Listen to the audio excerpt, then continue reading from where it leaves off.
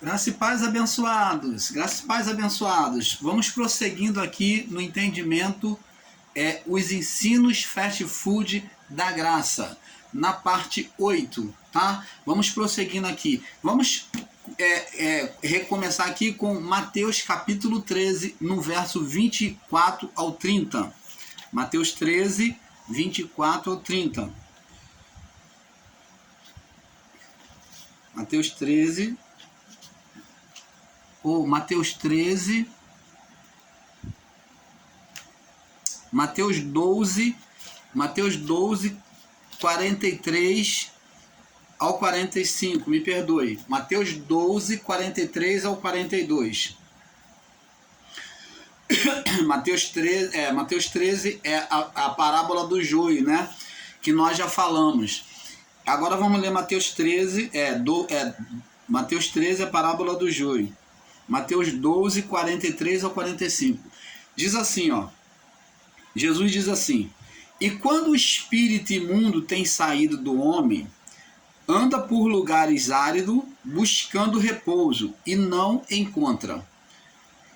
E diz: voltarei para minha casa, de onde saí. E voltando, achando-a desocupada, varrida e adornada, então vai e leva consigo 7 espíritos piores do que ele. E entrando ali, são os últimos estados deste homem, pior do que os primeiros. Assim também acontecerá a esta geração má. Vamos examinar esse texto aqui, essa leitura? Então Jesus está aqui ensinando que o espírito imundo, aqui Jesus não está falando de carne, não está falando de desejos do homem. Agora nós vamos mostrar a diferença de que realmente Jesus está falando de demônios, de espírito imundo e não carne. Vamos observar o texto aqui. Ele diz que quando o espírito imundo tem saído do homem, isso daqui fala-se de uma expulsão de demônios de uma pessoa. Quando o espírito ele é expulso da vida de uma pessoa, o espírito ele não sai por vontade própria, ele fala, cansei de estar neste corpo, nesta vida, nesta casa, né? Jesus usou o termo corpo como casa. Você vê que primeiro ele diz espírito imundo.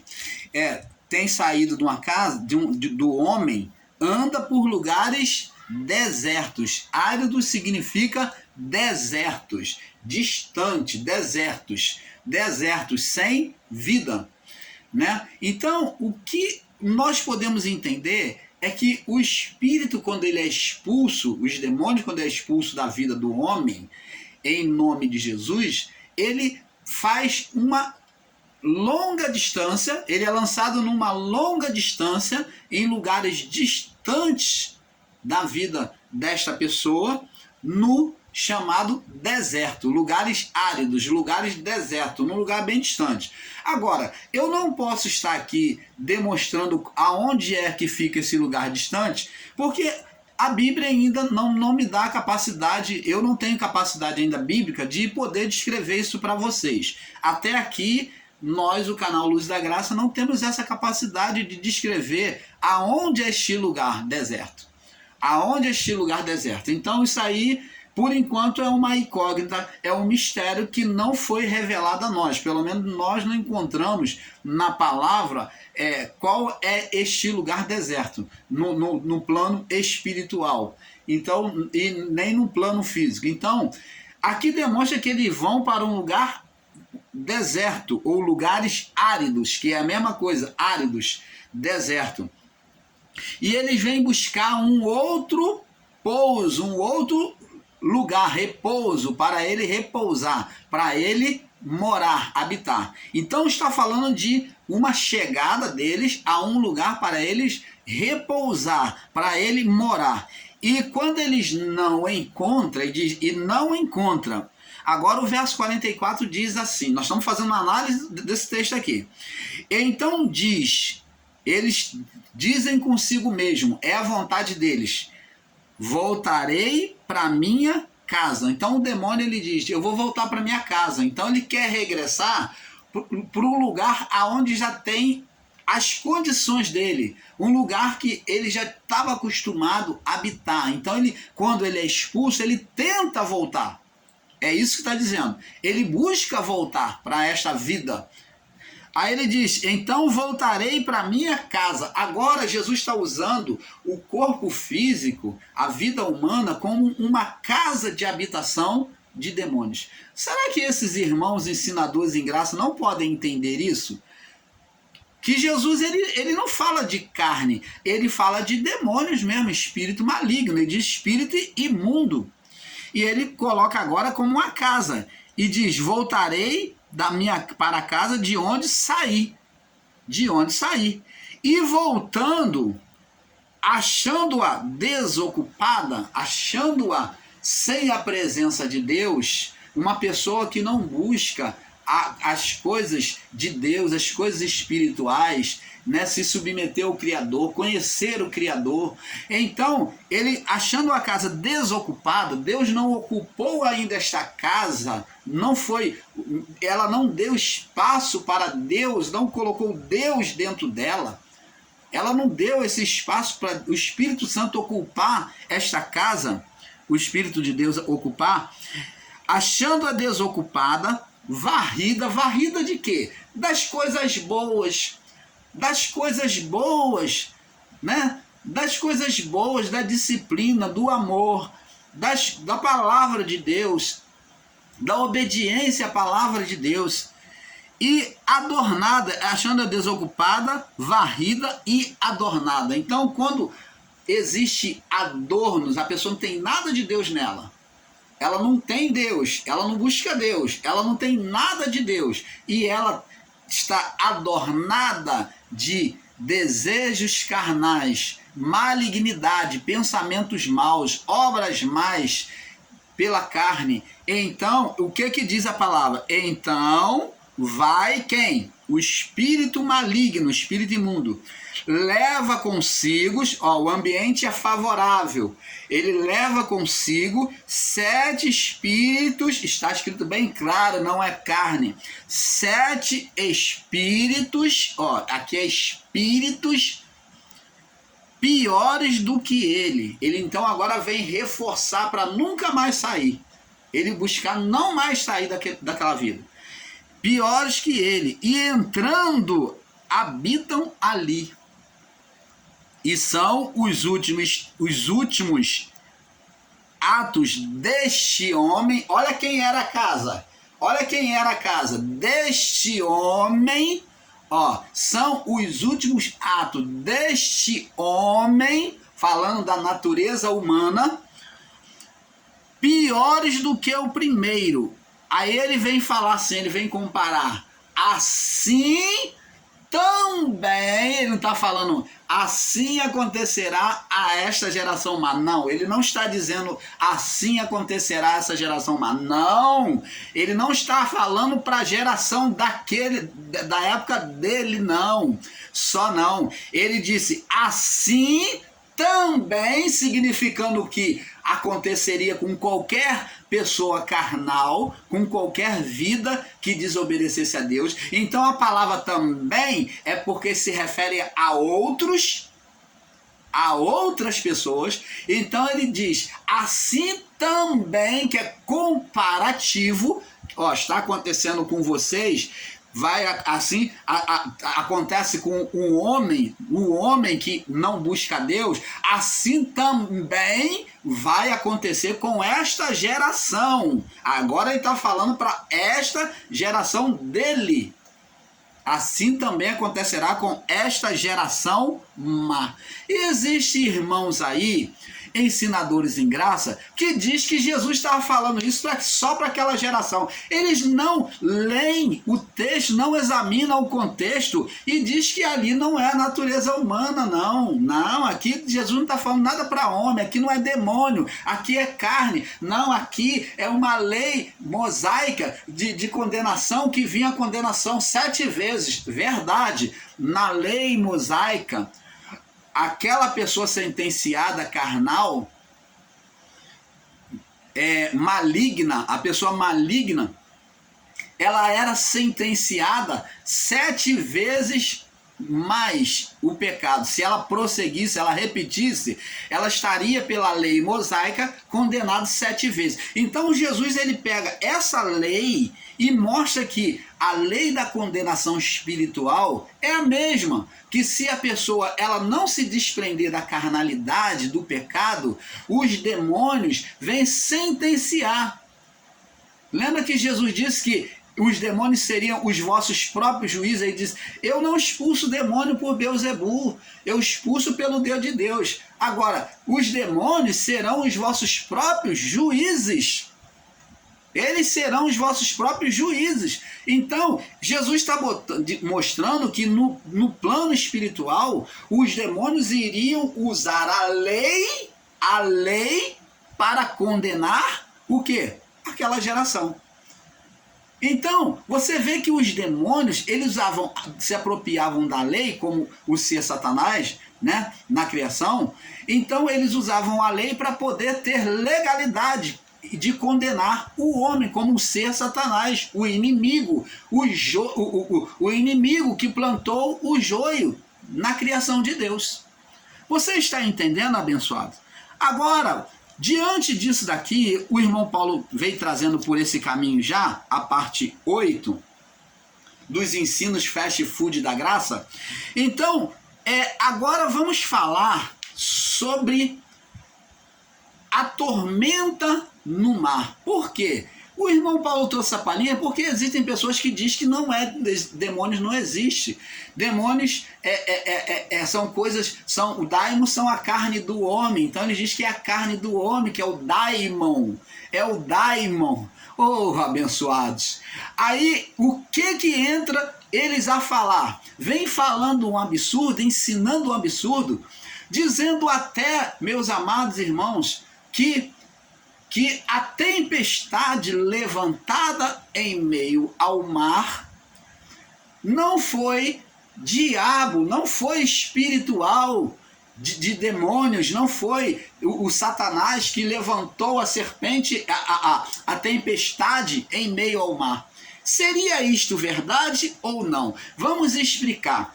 O que você tem que entender, meu amado, minha amada irmã, você que é ensinador aí na graça, você que ensina a palavra do Pai, você deve ler o texto todo e entender o texto. Você não tem que se basear em capítulos e versículos. Você tem que ler o texto e entender o que está acontecendo no acontecimento histórico. A palavra nos mostra que, se observarmos, Jesus, antes de se direcionar ao mar, ele havia feito sinal e maravilha, numa multiplicação de pães e peixes. Ali os discípulos ficaram maravilhados, o povo também. Jesus falou: não manda eles embora agora não, porque já está tarde, dá-lhes de comer. Jesus propositalmente mandou eles dar de comer. Eles falaram: mestre, não tem nada aqui, como vamos dar de comer a 5.000 pessoas?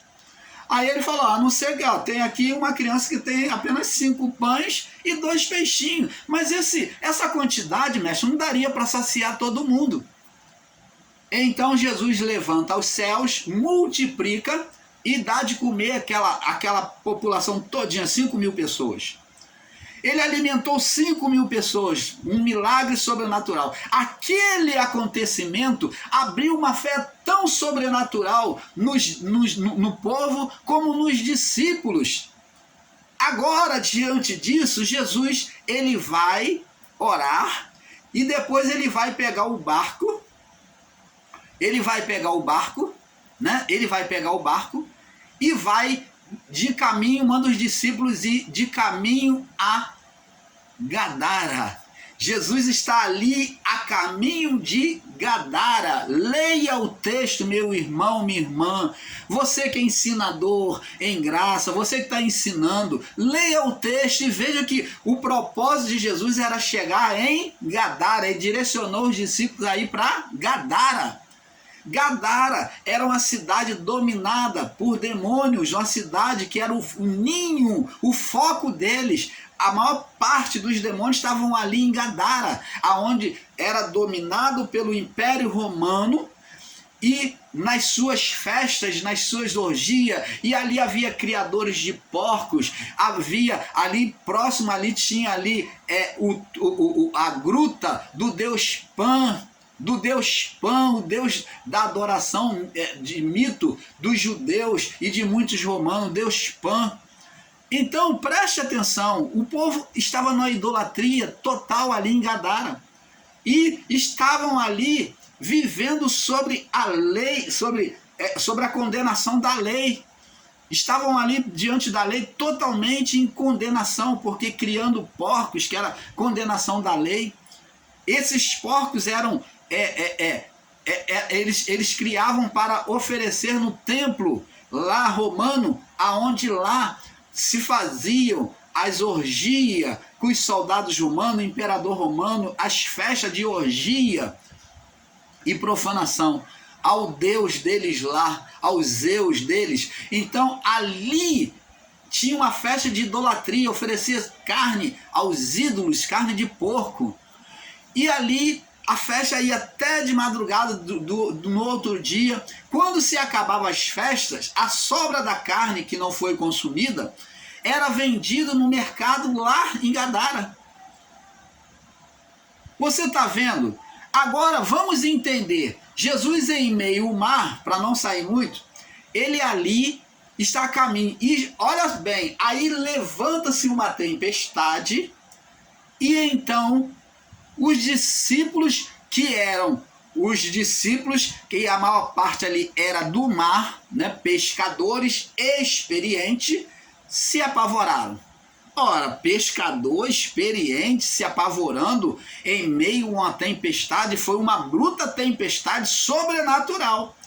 Não foi uma tempestade comum, porque um pescador está acostumado com isso. E até porque existiam muitos deles que poderiam controlar o barco. Então, eles ali se apavoraram, e Jesus estava dormindo na popa do barco, né, lá dentro. E então eles acordaram Jesus e disse, apavorado: mestre, não te dá conta de que estamos afogando? Salva-nos. E Jesus levantou e falou: ó geração incrédula e perversa. Jesus levantou indignado. Vou usar essa palavra, indignado, pela falta de fé deles. Chamou eles de uma geração de incrédula. Um povo que viu milagres que Jesus fez ali na multiplicação de pães e peixes. E agora deixa a fé ser arrebatada do coração. São pessoas incrédulas. Então agora Jesus chama eles de geração incrédula e perversa.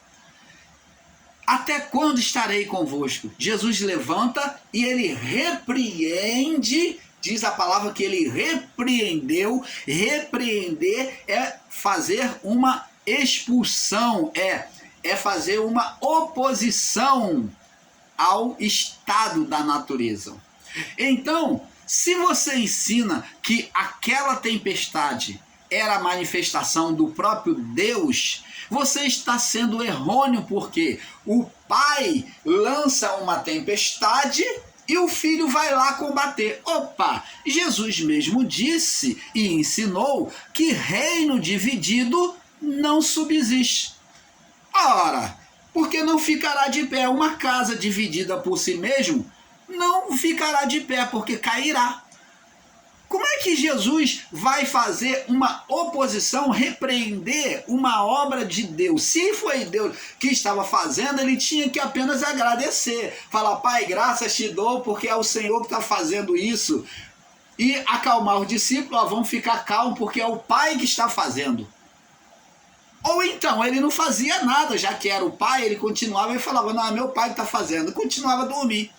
Mas Jesus levantou e a palavra diz que ele repreendeu o vento. Olha a contradição dos irmãos que ensinam que aquela tempestade foi enviada por Deus. Não, não, não, não, não. é muito contraditório o pai lutando contra o filho, tirando o sossego do filho de dormir no barco, porque Jesus acordou indignado, porque ele estava dormindo. Ninguém que está dormindo gosta de ser acordado assim repentinamente. Ora, que pai é esse que não deixa o filho descansar do seu sono porque ele esteve em vigília? Que pai é esse? Ele não viu que o filho estava em vigília com ele, em oração? Agora o pai vem despertar o filho dessa forma? Num desespero? Ora, a palavra diz que o medo produz tormento. E como é que Deus vai produzir tormento? E como é que Deus vai tentar o próprio filho? Opa, tá aí os ensinos fast food da graça. Tiago diz que em Deus não há variação. Tiago diz aqui, ó, vamos lá no livro de Tiago, vou lá conferir com vocês. Aqui, ó, Tiago diz aqui, ó, em Deus não há variação. Tiago, vamos ver aqui, ó, Tiago diz aqui, ó, Tiago diz aqui, ó,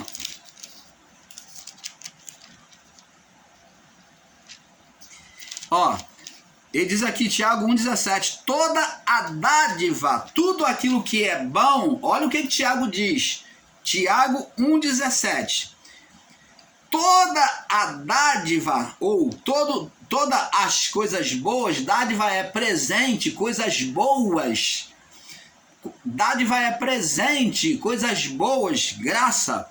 E todo dom perfeito, toda manifestação de dom perfeito, se uma pessoa usada por Deus, a pessoa está sendo boa com você para te favorecer em alguma coisa, te socorrer, te ajudar, te beneficiar. Então, esse dom que ela está exercendo é Deus que está movendo o quê? O entendimento dela, o coração dela.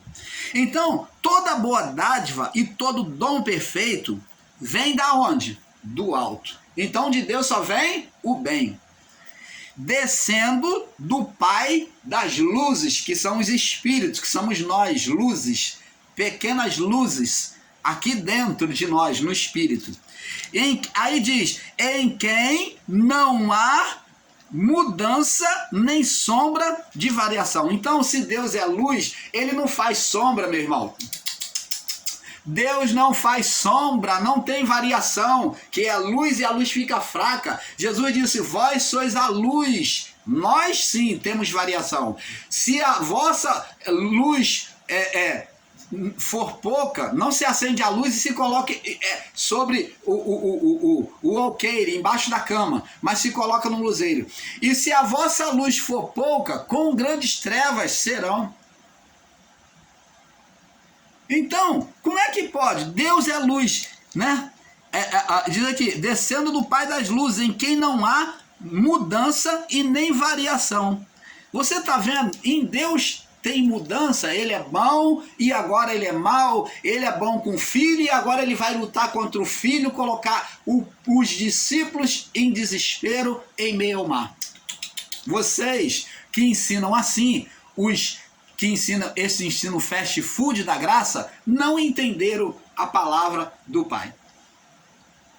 Ali foi as hostes espirituais de Satanás que agiram, né? O próprio Satanás agiu no mar, na sua legalidade. Você se esquece que ele era o Senhor do mundo. Adão entregou este poder. E na limitação de Satanás, mesmo na limitação dele, Deus falou que ele iria reinar sobre a carne e ele iria rastejar. A serpente iria rastejar. Fala que ele teria limitação, mas nesta limitação, ele também podia mover as coisas da natureza. Ele moveu o mar, sim. Criou a tempestade, sim. Criou quando Pedro andou sobre as águas. Se você ensinar que foi Deus, então Deus está fazendo oposição ao filho. Deus está brincando, chacoteando de Pedro. Está fazendo oposição ao filho, porque o filho está indo em resgate e Deus está tentando afundar. Opa! Oh, abençoado! Quer dizer que a tempestade do meio do mar que se levantou quando Pedro mostrou a fé, então era Deus que estava tentando a Pedro para roubar a fé do coração de Pedro. Uma hora ele põe fé por meio do filho e depois ele vai lá e tenta tirar a fé. Oh, abençoado, que ensino é esse? Ele estava querendo roubar a fé de um homem que mostrou fé e andar sobre as águas de encontro a Jesus, e agora ele vem roubar a fé, falar, vou aprontar com ele, tem fé? Quero ver mesmo, vou soprar mais forte.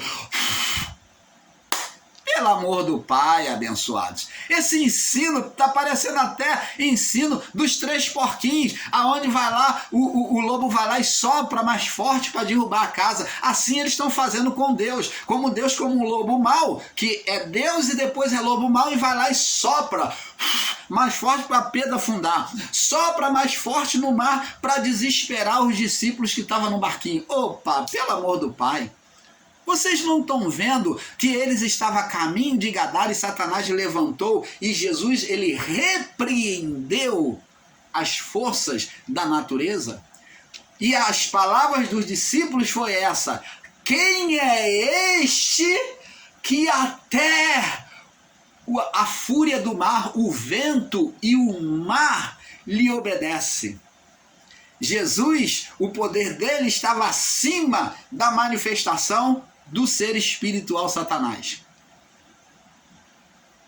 Você está vendo? Porque se você ensinar que foi Deus que levantou essa tempestade sobre o mar, você está dizendo que o filho foi superior ao pai, aonde o pai lança uma tempestade e o filho mostra-se maior, superior ao pai.